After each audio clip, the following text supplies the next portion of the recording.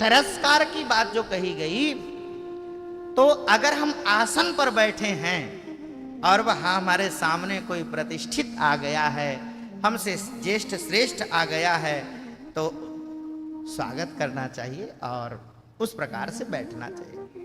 तो अपने आसन की सिद्धि करना चाहिए श्रेष्ठ आसन में। और जिसका एक आसन पे जो 3 घंटे बैठ जाता है, उसका धीरे धीरे आसन सिद्ध हो जाता है।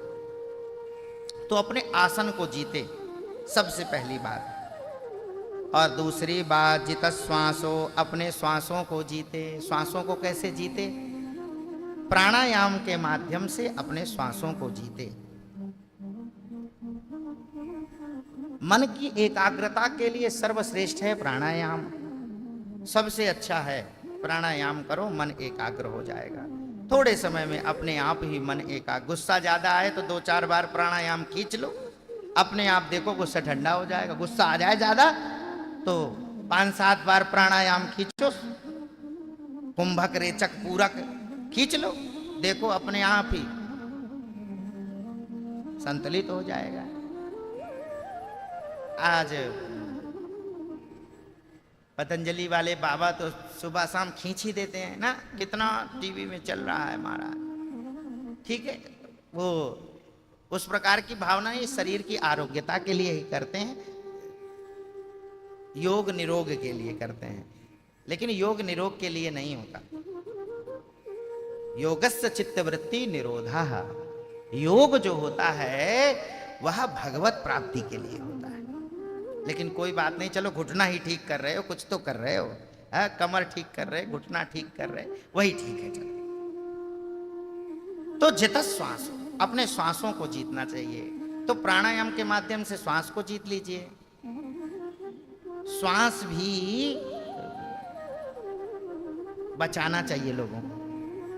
जल्दी जल्दी श्वास चले, शीघ्र चल जाए तो दिक्कत, और धीरे धीरे चले तो दिक्कत है। कोरोना काल में श्वास ही रुक रही थी सबकी, तो सब अपने श्वासों की दवा ले रहे थे। कोई काढ़ा पिए, कोई क्या करे, कोई प्राणायाम करे, बहुत साधन किए। तो ये जो बड़े बड़े ऋषि महात्मा जो अपनी इतने दिन की आयु जी लेते हैं, वह कोई और कारण नहीं है, वह अपने श्वासों को ही जीतते हैं। आप कहेंगे श्वास कैसे कोई जीत सकता है? अरे भाई, सबके श्वास निर्धारित है। ये बड़े बड़े अमलात्मा विमलात्मा महात्मा अपनी श्वासों को रोक लेते हैं, और रोक लेते हैं तो ज्यादा दिन तक जीते हैं। इतनी सी ही बात है। आप कहेंगे श्वास कहाँ से रोक पाएंगे हम? हमारी तो श्वास 15 सेकंड 30 सेकंड भी रोकना मुश्किल होता है।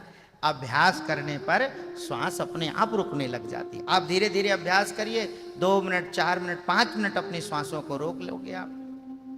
हमने बहुत सारे ऐसे देखे हैं महाराज, वो तैराक होते, तैरने वाले 15-15 मिनट तक अंदर ही घुसे रहते पानी की।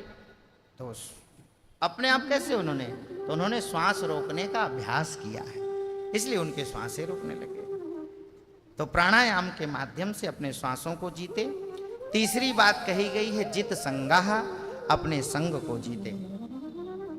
संग को जीतने की बात इसलिए कही कि आपको जो बनना है वैसे व्यक्ति का संग करो। चोर बनना है, चोर के साथ रहो।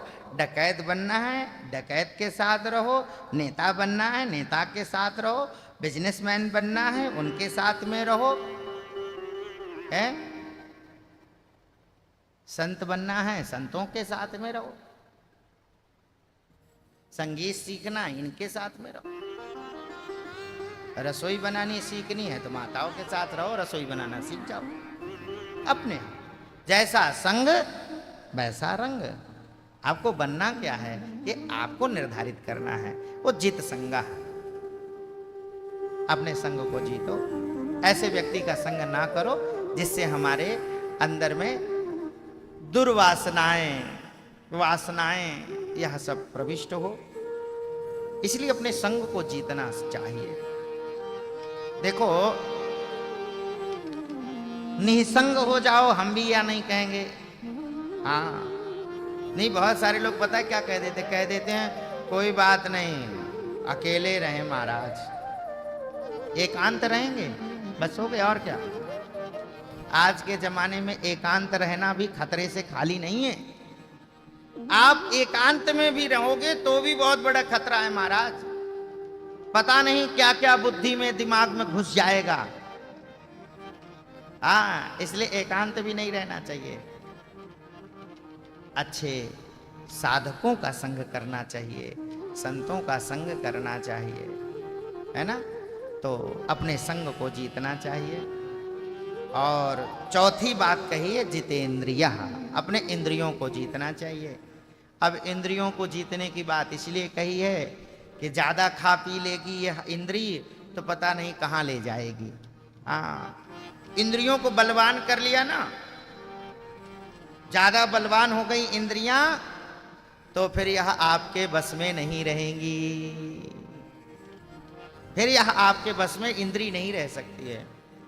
पंच ज्ञान इंद्रिय, पंच कर्म इंद्रिय सब हैं, लेकिन विशेष रूप से 2 इंद्रियां तो हमारे कंट्रोल में होनी चाहिए। 2 इंद्रियां विशेष रूप से कंट्रोल में होनी चाहिए। कौन कौन सी?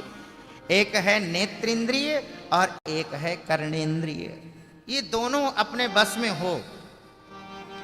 ये दोनों हमको जो गर्त में गिराने वाली है वह केवल 2 ही इंद्रियां हैं। जैसे ही कान ने सुना,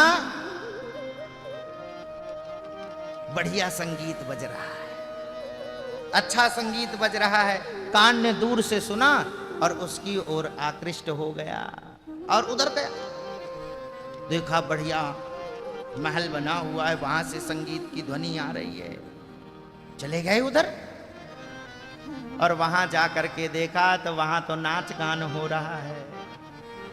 सुना कान ने, नेत्रों ने देख लिया, अरे थोड़ा सुन करके चलते हैं, हंस गए। तो ये 2 इंद्रियां बहुत खतरनाक हैं। महाराज जी हमारे कहते हैं किसी को एक भूत लग जाए तो उसकी क्या स्थिति होती है। एक भूत किसी को लग जाए, भूत किसी ने देखा? नहीं देखा।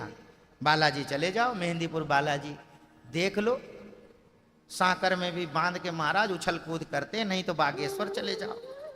अरे महाराज उठा पटक ऐसी चलती है, भयंकर है।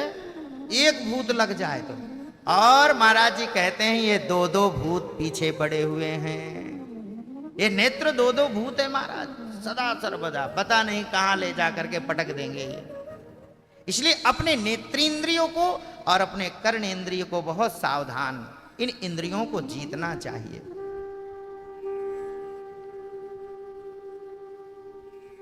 और इंद्रियों को जीतने का सबसे श्रेष्ठ तरीका है संयम। संयम ही इंद्रियों को जीत सकता है। जिसके जीवन में संयम है उसका जीवन सर्वश्रेष्ठ जीवन है।